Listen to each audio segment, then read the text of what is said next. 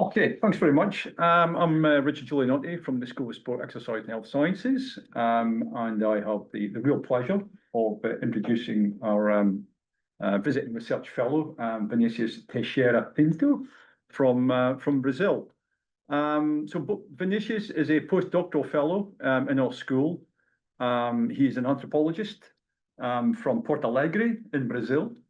In terms of his academic background, he first did his bachelor's in social science at the Santa Maria Federal University in Rio Grande do Sul state in the south of Brazil. He did his master's in social anthropology at Santa Catarina Federal University, and he did his PhD in social anthropology at Rio Grande do Sul Federal University in Porto Alegre, completing that in 2022. His PhD, which provides the main focus for his presentation here, was on football supporters, their associations and groups, with regard to politics both within football culture and in the wider national Brazilian context. And his fieldwork was undertaken with fans of the two main clubs in Porto Alegre, Internacional, who he supports, and I'm sure he'll let you know that, and also their great rivals at Grêmio. And currently, Vinícius is a postdoctoral fellow in our school, with his studies supported by the Brazilian funding agency CNPq for 1 year at the moment. He started in July this year. And so he ends his initial period with us in June next year. His current study is on racism figures in football, with a particular focus on the production of statistics and other data on racism in football in Brazil and in England. From a UNESCO perspective, and I represent the UNESCO chair in sport, physical activity and education for development within the university. So I suppose from a UNESCO perspective, I find this especially interesting in two main senses. First, UNESCO have many anti-racism initiatives in sport and more generally, and this includes a global anti-racism and anti-discrimination network in sport, which was launched last year. And there's also a regular global forum against racism and discrimination, which UNESCO run. And secondly, Brazil have been a key player for UNESCO in this regard. Brazil initiated the establishment of the anti-racism network in sport, and they also hosted the Global Forum in 2023, which included a panel on sport and anti-racism that was moderated by our good friend Katia Rubio from the University of São Paulo. So, and these activities, along with the timing of Vinícius' PhD, connected with the, Brazil's return to the UNESCO and international fold, but also it came after the turbulent times of the Bolsonaro presidency, which were, provided, at least we could say, quite an interesting context for gathering your data for your PhD. For Vinícius now in his talk, that brings us back to this turbulent period in Brazil's recent history.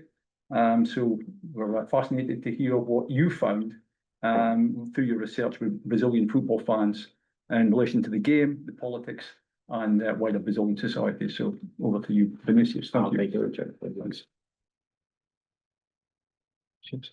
Okay. Well, first of all, thank you, Richard, for the introduction. I'm thankful to the IAS to this opportunity to be here talking with you. Well, as you know, my name is Vinícius. I am a Brazilian social anthropologist, and I'm here in Loughborough in the School of Sport, Exercise, Health Science, under supervision of Professor Giulianotti. For a year as a CNPq postdoctoral fellow. Richard talked about my current research, my current project, but that's not the focus of my talk today, because this is really initial project. It's in its first stage, and I will talk mostly about my previous project. It was my PhD dissertation. We could translate it to English It's something like supporter societies, the way that supporters produce sociability and associations derived from football clubs in Brazil. Uh, and why I'm talking about it? Because this is how I started working. I started thinking about human rights, citizenship, and sport. Okay. Well, the proposal today is talking about democracy, democracy in football, but democracy also in national politics. Ideas that started in football venues, in football pitches, in football forums. So this anthropology of democracy and politics. It's a proposal to produce ethnographic theories about democracy. So not philosophical theories about democracy. For now, I would like you to stay like three questions in mind while I am presenting this topic to you.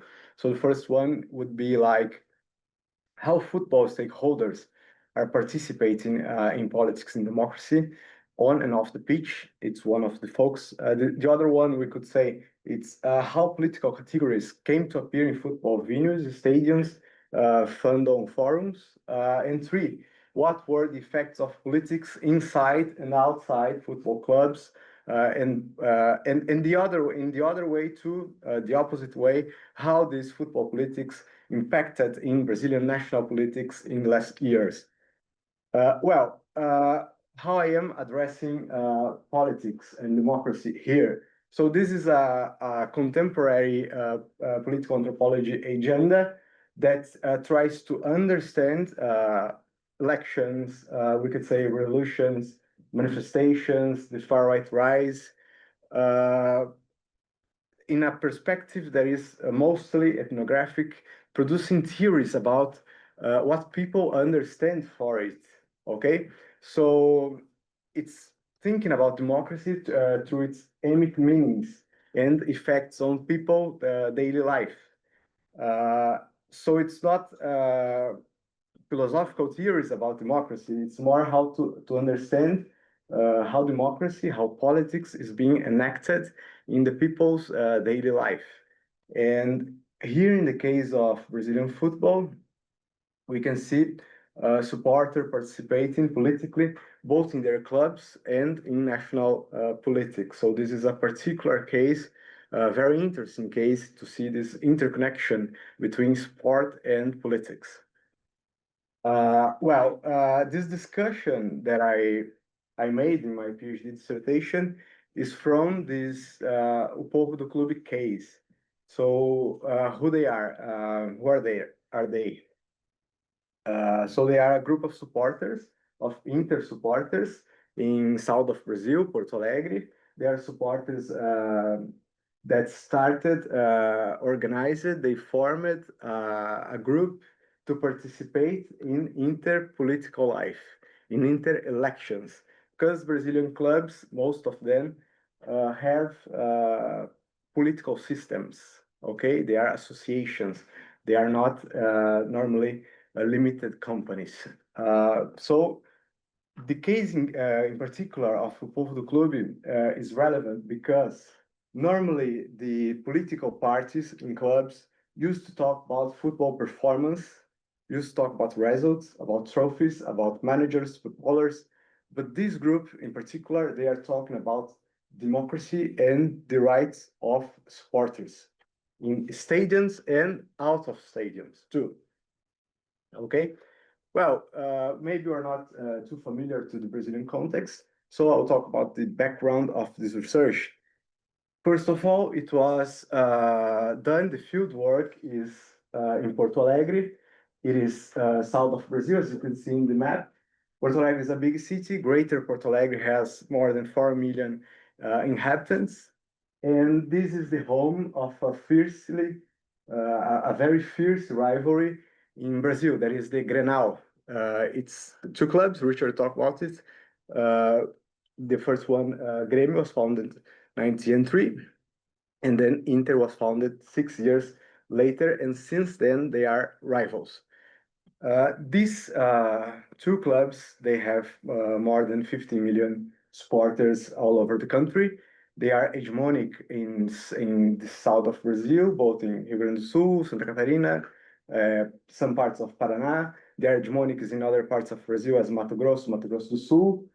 And this is a rivalry, a centenary rivalry that implicates symbolic elements of social class and race. And we can talk about Brazilian history in social class and race, talking about this rivalry, okay? Well, as you are not maybe familiar to the Brazilian context, these are the two clubs, Grêmio in blue, Inter in red. Okay, very influent clubs and very well-succeeded clubs in both in continental instances and international instances and national competitions. So talking about the beginning of this rivalry, and this is important to understand how democracy come to appear in 21st century, we have the moment when football arrived to Brazil and to Porto Alegre particularly. Football was, as other sports, a sign of modernity and used to be played in elite social clubs. In the case of Porto Alegre, Germanic social clubs used to play sports. So when football arrives to Porto Alegre in 1903, Grêmio is founded after the first football match, precisely by the Germanic Porto Alegre community. Porto Alegre, Grêmio was not really a Germanic club in the sense that was cultivating Germanic identity, but we can surely say that Grêmio was a club created by people from German heritage and from the local elites of Porto Alegre. Okay, 6 years later, three brothers arrived to Porto Alegre, the Pop brothers. They try to be members in Grêmio, but they are rejected. There are no explicit reasons for that. There are no documents that could state what happened, but due to this composition of Grêmio at that time and of other social clubs, we can easily understand that it is due probably to their background and social origin. They're not Germanics, and also they are not the elite of the city. After the rejection, they create a new club. It's Inter. Well, the name Internacional, we could translate as international, suppose that no one should be discriminated by its nationality. And this club is not properly elite club, not properly low income class club. It's more like a middle class club.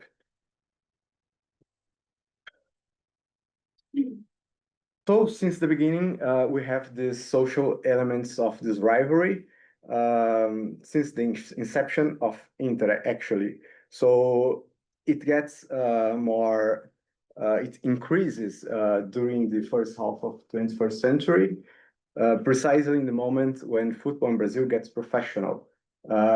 In the 30s, Inter gets anticipated in this process, start hiring players, start hiring mostly black footballers that at that moment were forbidden to play in the local league. They could play in minor leagues, but not in the major league of Porto Alegre. So Grêmio was more afraid to its amateur values and took more time to accept professionalism. But not only professionalism, Grêmio will accept his first black footballer only in the 50s. It's very recent. It's like 70 years ago. Here you have pictures of that time. First one is a picture of the black footballers in Inter, some of them really famous at that moment, some of them playing also for the Brazilian national team. And below you have a caricature of the time that is the Grêmio mascot saying in the beginning, black footballers are not allowed, but the change of the times, now he's saying black is beautiful because Grêmio had to change. It was a change that was unstoppable. Okay, this rivalry also was territorial. So Grêmio was a club in the central area of Porto Alegre. You have here the center of the city, but you have also here the most affluent neighborhoods, even today. So Grêmio is in blue, Inter is in red. It was the second district of the city. Uh, at that moment, it was not a central area of the city. Okay, and also linked to black territories of the city. Okay. So it's a rivalry that is that condenses elements of social class, of race, territorial elements from the beginning. And here comes my PhD dissertation. I wanted to understand contemporary how football groups are formed, are created, derived from their clubs. In the case of Brazil, how the torcidas, that's how we call the fandoms, the organized fandoms, are formed, how they start and how they disappear, why they start and why they languish, and why they form different groups, if they are all Inter supporters or all Grêmio supporters, why forming new groups? Okay, it was a 4-year project. It was an ethnographic approach. It means that I was trying to understand the formation, the creation of these groups from the perspective of these supporters. Well, I was uh, following them, I was talking to them, I was living near the stadium. I was trying to be part of this daily life to understand the process that form a torcida, okay, a supporters group. Um, okay, there was a case that was really relevant at that moment because after 21st century, change was happening in Brazilian stadiums, mainly in southern Brazil stadiums. That was the moment when the Barra Bravas, that is the form of organization of Argentinian football, was also starting to happen in Brazil. So the question was, why are now upsurging torcidas, organized supporter groups that are emulating the forms of support of Argentinian football clubs? Well, in the center you have the La Doce, the Boca supporters from Argentina. It's a Barra Brava. And you have in the left the Inter, in the right the Grêmio new Barra Bravas. So the first one came to appear in 2001. It was the Geraldo Grêmio. Then 3 years later, we had the Popular do Inter. And it's interesting because they were supplanting, they were taking over the stands and changing the way to support. Because before it, we had the torcidas organizadas with that were formed mainly in the 60s, and they had the sonority, the sound of samba, and it was now disappearing in south of Brazil. Okay, so in that time, I wanted to understand why these forms are now appearing and why other ones are disappearing. Okay, and most of all, what happened that they could be really well successful in south of Brazil. Okay, to change the form that stadiums are now. So quickly, we understood that we needed the diachronic perspective to understand the process in Brazilian football. In this diachronic perspective, we can realize that we not only are having a change now, but we had others before. We can mention at least 3 different forms, 3 different moments when changes were happening. So the 30s, the 40s is the moment when the first supporters groups upsurge. This moment, they are organized by their clubs in a collaboration to the state. The idea is that the supporters, they didn't behave really well. they were uncivil, they were unkind, they were offensive, they were drunk, they were getting involved in fights. So there is the idea that they must be controlled. And forming a torcida, forming an organized group is a way to discipline them. Okay? It was initiative of the clubs. This is documented. You can see in Inter documents, you find it, the creation of the first torcida in Porto Alegre. Then you have the 60s, another change is coming, not only in politics in general, not only in culture in general, but also in football. Now the young sporters, they don't want anymore to be controlled by the club. They want to protest. They want to protest not only in politics, but also against the club managers. So they must be independent if they want to protest. They are not allowed to protest in the club form of sport organization. In the 60s, you have the independent torcidas. They bring samba to the stadiums. They bring the drums to the stadiums. And this is the form of supporters that will last for the 40, 50 years later until the 2000s, until 21st century, when come to appear barras in south of Brazil. They are inspired by Argentinian supporters, but we can see in other parts of the country other forms of sporting as the ultras that are inspired in European supporters, as the antifas that are also inspired in European supporters. So we can define this time as the moment of maybe the influence of media, maybe the influence of internet, of TV that makes connected points in Europe, in South America, in Argentina, and can make these supporters can be a new fount of influence for these supporters.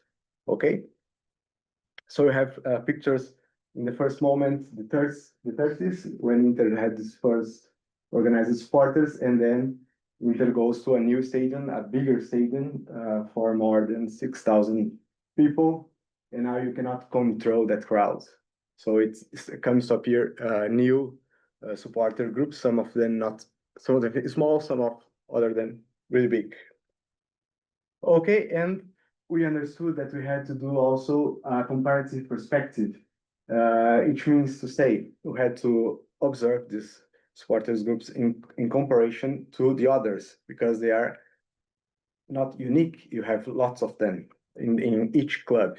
Yeah, and here comes theoretical concept of the thesis, of this dissertation. That is the club adherence. For example, I am Inter supporter, you could be maybe Liverpool supporter, whatever. It means that I am not a Grêmio supporter, that I am not a Corinthians supporter, that I am not a Flamengo supporter. If you are a Liverpool supporter, it means that you are not a Manchester United supporter, an Arsenal supporter, and so it goes. So football identity is a game of identity and difference all the time, all the time. And the rivalries are very important for it. But if we look inside the clubs, we can see that we can be alike when compared to the Grêmio supporters. But in between us, we have other forms of difference.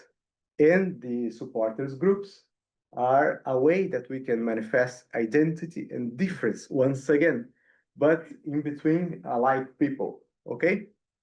So when I belong to a barra, it means that I don't belong to a torcida organizada. You can see that?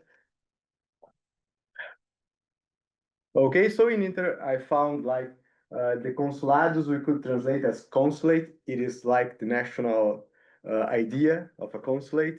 It must represent, oversees the club. So you have consulates in countryside in Rio Grande do Sul, in other places of Brazil. You have consulates of Inter and Grêmio in Europe, in the UK, in North America, in Asia. Anywhere you found an Inter supporter or a Grêmio supporter will possibly be a consulate of this club, of these clubs. These groups are more elitized. They are more family designed groups. So you can see a diversity in generation, but not much diversity in terms of race and social class. This picture you can see one of the interconsulate that I knew in Santiago, southern Brazil. And you can see diversity in generation because they have from kids to retired people, right? But not in sense of race or social class. You can see also women's fans groups that are appearing now in the last 20 years because women are participating in football, not only playing, but they want to go to football games without being taken by a father, a husband, a boyfriend. They want to go to the stadium. They don't want to be harassed. They don't want to be offended, discriminated. So many of them are starting forming women's groups to support football. Okay, Inter has one of them. It is the Força Feminina Colorada. And in the case of the association clubs, associative clubs, you have the movimentos políticos. We could translate it as the club political parties. These are groups of supporters that form precisely to participate in politics in club, mainly elections, but also in the club parliament, and they are really important. Some clubs in Brazil, and in the Inter case is one of them. More than 10 in Inter case. Some of them survive to 1 or 2 elections, but other last for more than 20 years. And they work exactly as a political party, okay? But in club politics. So here I start to approach the question that took me to talk about democracy, okay? Because o Povo do Clube, as I told before, is precisely one of these political parties in Inter. It was created a decade ago, and I was trying to understand, so what is politics for the supporters, okay, and how they are taking part in politics. I will show you some pictures. I would like to know if you have seen it before, what you think about it, how familiar are you about it? You seen it? What do you see? Bolsonaro, what else? Is it religious? Are they praying? Yes, it is.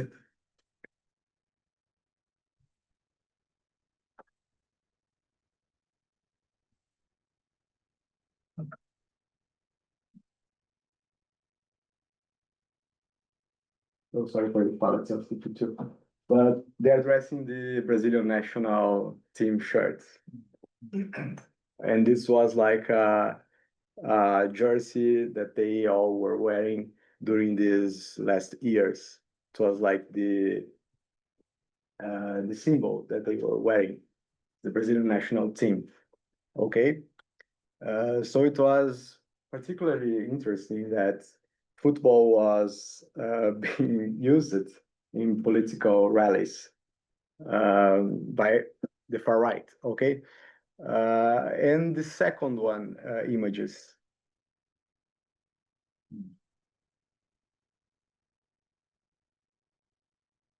Have you seen it? What do you see here? No national jerseys. It's the club colours. Club? Club colours. Corinthians fans. Oh, actually, are they working together? Is that Yes. Fluminense and Vasco da Gama? Yes, So it's- Botafogo, Flamengo. Yeah. So they're separate fan clubs, fan groups. And they have banners. Wonderful as well. Yeah. Yes, you have the Rio supporters. Here you have the Corinthians supporters, Inter supporters. And they have banners, and these banners, I can translate it to you, but in general, they are talking about defending democracy. Democracy. So are supporters of all Brazilian clubs. Some of them identified as anti-fascists. Some of them with LGBT flags. Some of them with flags of Lula. Okay. Well, the point is that those images are all Bolsonaro era images. And it was from 2019 to 2023. It's almost precisely the moment when I was producing my PhD dissertation, so I couldn't ignore it. Because people are taking their football adherence and belongings to the streets to talk about politics. Okay? It was a very complex moment in Brazil's recent story, and you can see this picture is really recent. It's in January of 2023. Bolsonaro is in jail now, is convicted now because of this intent of coup d'etat. Okay? And they were wearing Brazilian national football shirts. So I started to realize that football fans, football supporters, they are acting both in football politics and national politics. They are organized in their clubs, participating in politics. They are organized to protest against Bolsonaro and to defend, to fight for what they were calling the right to sport. We could translate it, or we could think about it, a kind of leisure rights, right, to be part in football spectacles. And you could see against modern football groups, as I know you have it here in Europe too. They are protesting against gentrification mainly. You could see anti-racism, LGBT, women's rights associations, groups fighting for rights in the stadiums because they don't want suffer discrimination, because they are now trying to fight for these rights in football, in the stadiums. They are talking about these rights in the stadium. Okay. And we come to the moment that is probably a highlight of my PhD dissertation. It's this event. You can see it. It looks like a conference. Looks like a convention. You have a table in the center, and you have an audience. But it's unusual because they are wearing football shirts, football jerseys. Well, it looks like a convention because it was a convention. All right, this was what they were calling at that moment the first right sport national convention. It was a meeting in Porto Alegre in 2019, and it was organized in Inter facilities, in the club facilities, by some of Inter groups. This was a gathering of supporters of all over the country. They were debating mainly ticket prices, new stadiums, ownership of their clubs, so football topics, but they were also debating racism, sexism, ableism, and anti-Bolsonarism mainly at that moment. So it was impossible to ignore it. It was really impossible to ignore. So here we come once again to O Povo do Clube, because O Povo do Clube was the group that was leading this organization at that moment, the group that I talked to you about in the beginning of this presentation. Povo do Clube is a political movement. It's a political party in Inter, and we could translate the name as something like the club's people, or the people of the club. They are a supporters association. They are also Inter members. They have the membership of the club, and they are really critical of football gentrification.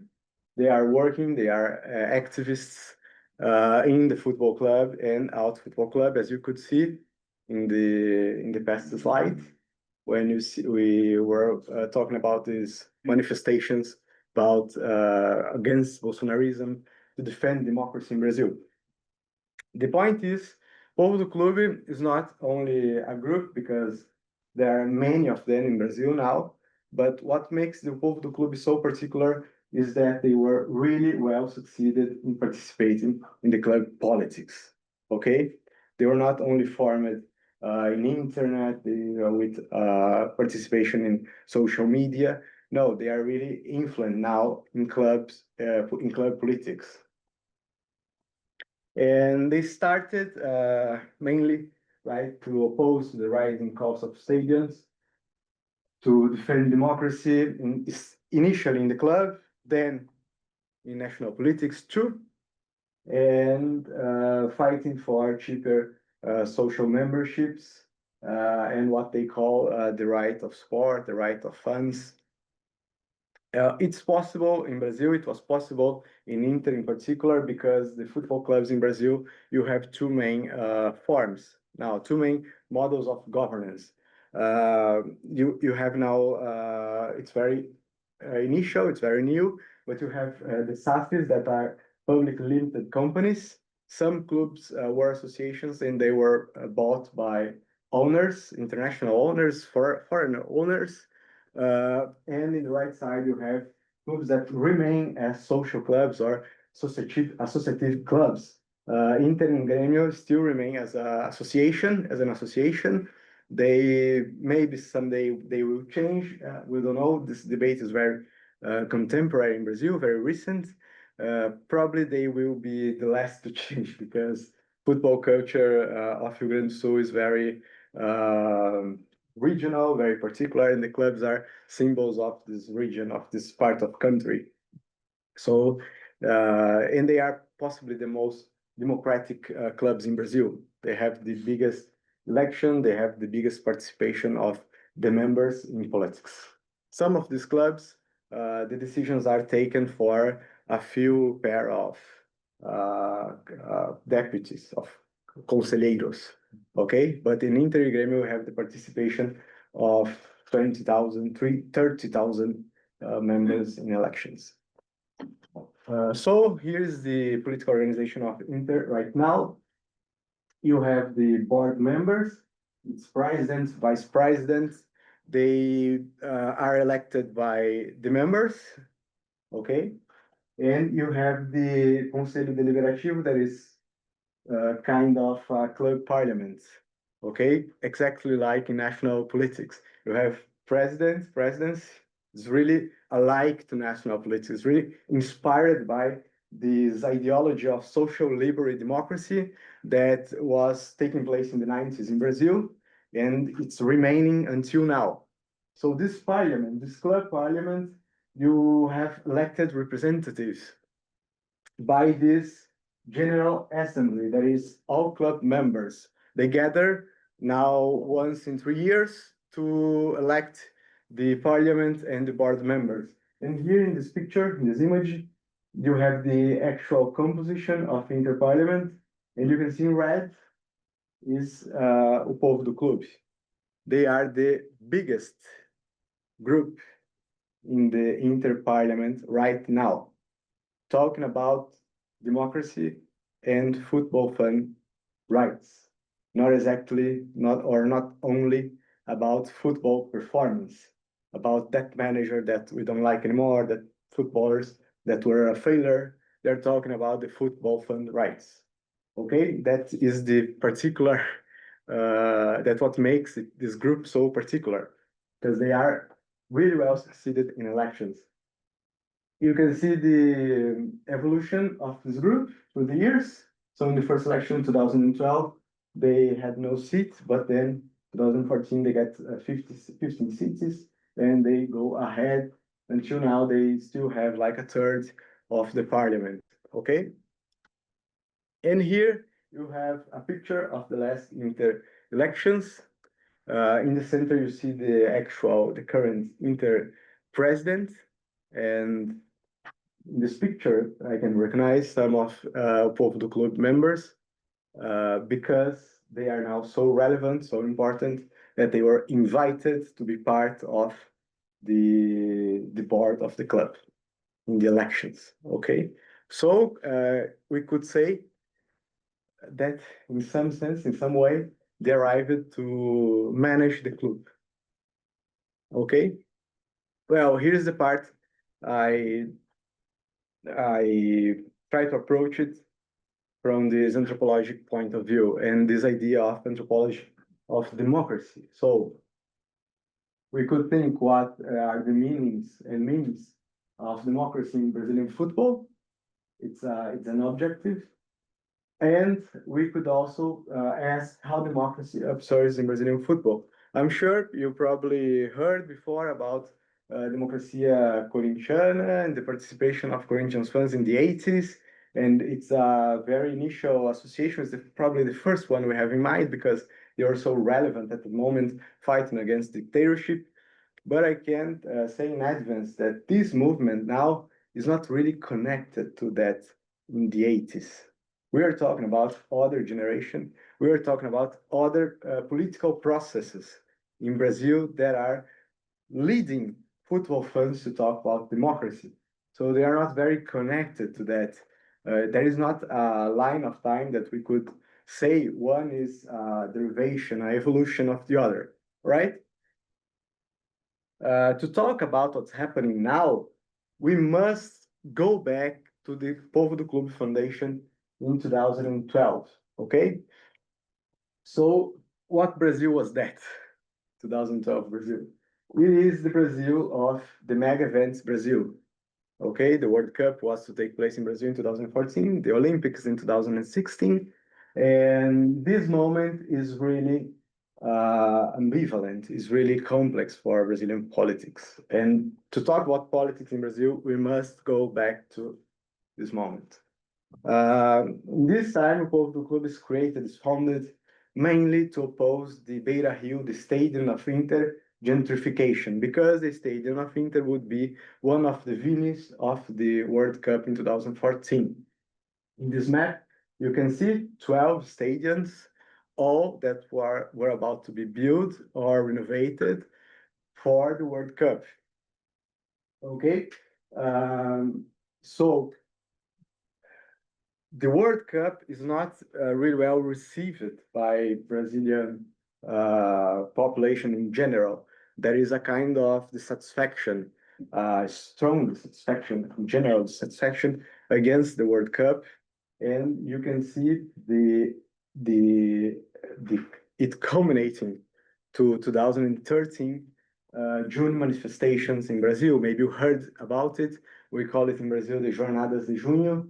It was a wave of protests. It lasted for more than a month, and it took place all over the country from north to south. In these manifestations that also coincided with the Confederations Cup, FIFA Confederations Cup, that was taking place at that moment, and the fiercest protests happened during the competition too. In this moment, people are taking banners, people are chanting and saying, FIFA go home. We don't want the World Cup. The World Cup won't happen here. We won't allow it. Okay?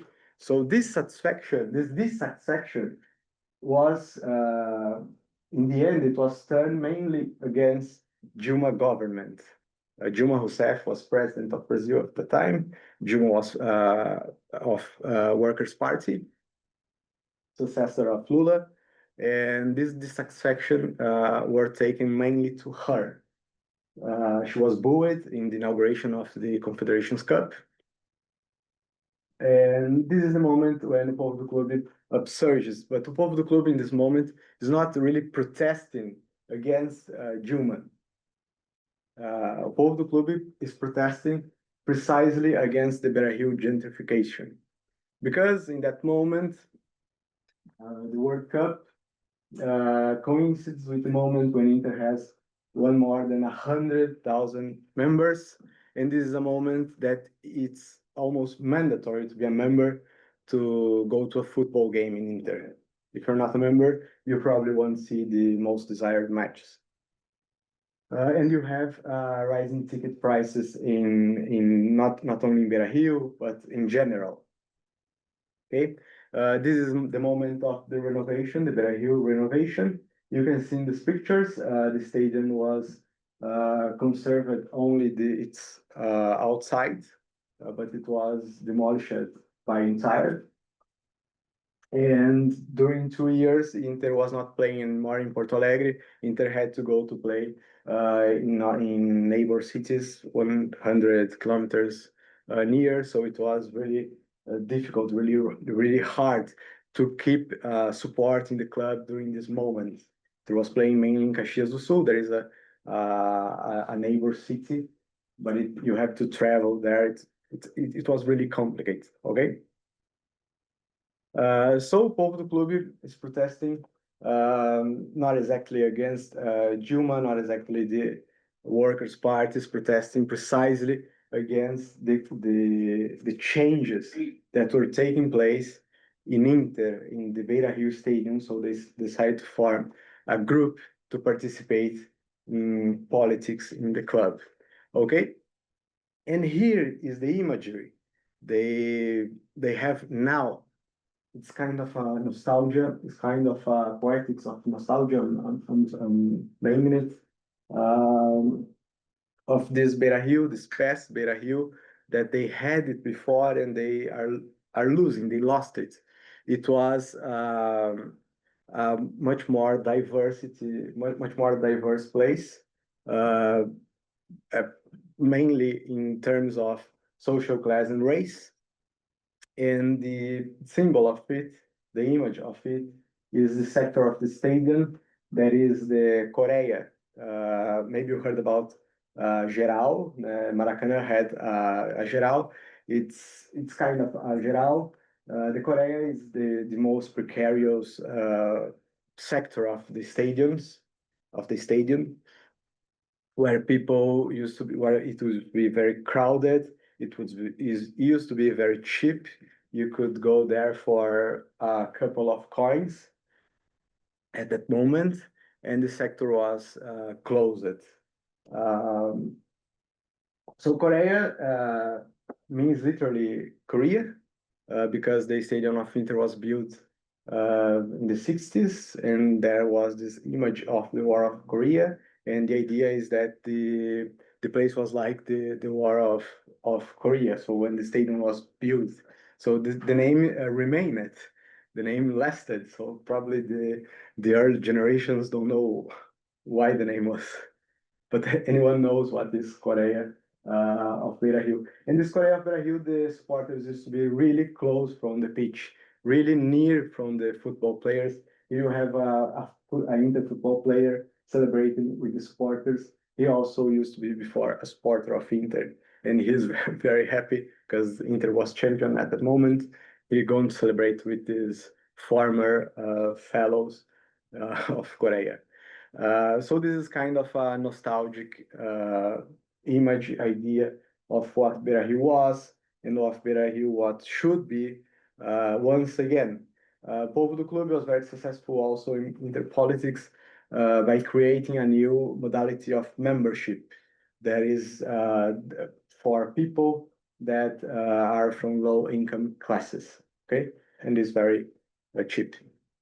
So my final conclusions, my final considerations is that 2013 Brazil demonstrations is a moment very ambivalent in Brazilian history, and it has at least two different effects. For one side, on the one hand, you can see this protest against Dilma, against the Workers' Party, and the impeachment of Dilma some years later, and the Bolsonarism that was rising from these streets. But on the other hand, the stadiums are a space, a place for politics, but in other sense.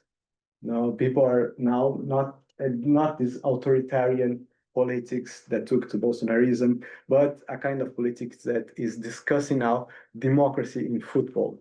Okay, and the Povo do Clube is maybe the most successful example of this. So here some of the reference that I mentioned, most of them of the anthropology of democracy. And my final acknowledgements, I would like to thank to CNPq, that is my funding agents, that's making possible my stay here, my visiting here for 1 year, to CAPS, that was the funding agents that funded my PhD dissertation, to Loughborough University, to the IAS, School of Sport, Exercise and Sciences, to my colleagues, to my supervisor, Richard, and finally to URGS, to the Federal University of Rio Grande do Sul, where I made the research of my PhD. Well, that's it. Thank you.